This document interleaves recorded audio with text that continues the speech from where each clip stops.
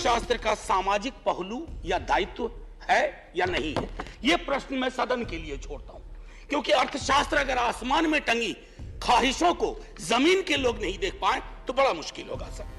अब एक मुझे चीज समझ में नहीं आती है कि ये कौन महापुरुष लोग थे जिन्होंने डबल इंजन शब्द का आविष्कार किया। सर अगर ये इतनी डिजायरेबल चीज होती ना तो संविधान सभा की बैठकों में भी डबल इंजन की बात हुआ करती कि हां साहब पूरे देश में डबल इंजन होना चाहिए। कांग्रेस की ह्यूज मेजॉरिटी थी, कभी डबल इंजन की पैरोकार नहीं बनी, लेकिन आजकल डबल इंजन चलता है। जहां डबल का एक इंजन बदल गया वो ट्रबल इंजन बनाने की कोशिश होती है। ये चिंता का विषय सिर्फ इस पक्ष को नहीं, इस पक्ष को नहीं है। अभी बहुत इंटरेस्टिंग चीजें कहूंगा, तंज भी करूंगा तो प्यार से।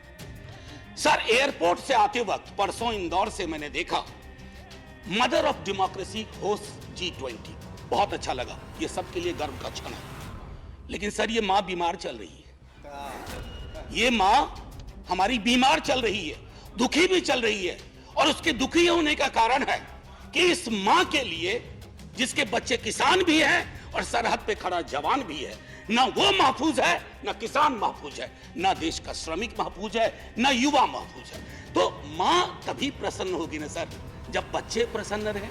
ऐसा तो नहीं होगा ना कि बच्चे नाखुश हैं, बच्चे परेशान हाल है और मां खुश है।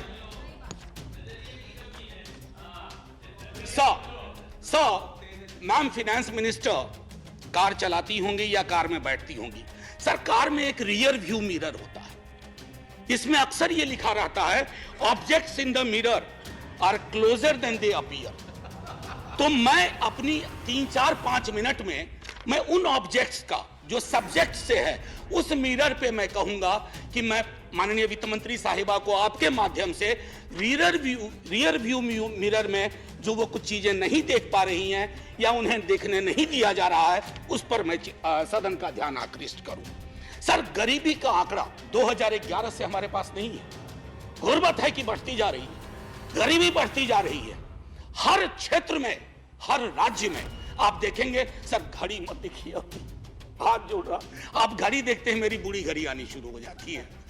सर मैं ये कह रहा हूं कि गरीबी को लेकर के कल भी एक सदस्य, सीनियर सदस्य हैं, यहां भले सीनियर ना हो, बिहार के बहुत सीनियर हैं, उन्होंने जब गरीबी से ऊपर उठाने की बात कही तो सारे वो आंकड़े दिए जो 2005-6 वाले थे। खैर बहरहाल मैं छोड़ता हूं उस बात को।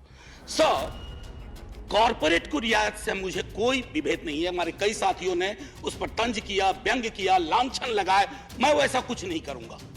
मेरा मानना है कि अगर जिंदगी आंसुओं में सरोबोर ना हो तो वित्त मंत्री कॉर्पोरेट की उतनी ही चिंता करें जितनी आम आदमी की होनी चाहिए। आम आदमी से मेरा ताल्लुक आम आदमी पार्टी से नहीं है, आजकल बड़ा मुश्किल हो गया, आम आदमी बोलो तो लोग पार्टी समझ जाते हैं, दोनों में बड़ा फर्क है सर।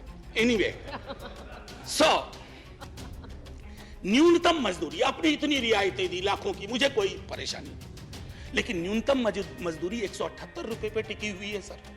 $2 या $2.25, क्या ये उचित है इस देश में? क्या ये उचित है? मैं आपके और सदन के विजडम पे छोड़ता हूं। महंगाई के आंकड़े की जब बात होती है, तेरे वाले में ऐसा था, मेरे वाले में ऐसा था, सर ये नहीं होना चाहिए। महंगाई की चर्चा तेरा मेरा के डिबेट में ना हो, महंगाई की चर्चा हो कि गरीब की थाली में महंगाई का असर क्या है, रोटियां कितनी कम हो रही है, सब्जी कौन सी गायब हो रही है, दाल कितनी पतली हो रही है, ये होती है महंगाई की बात। ये नहीं होती है कि तुम्हारे टाइम में इन्फ्लेशन इतना था।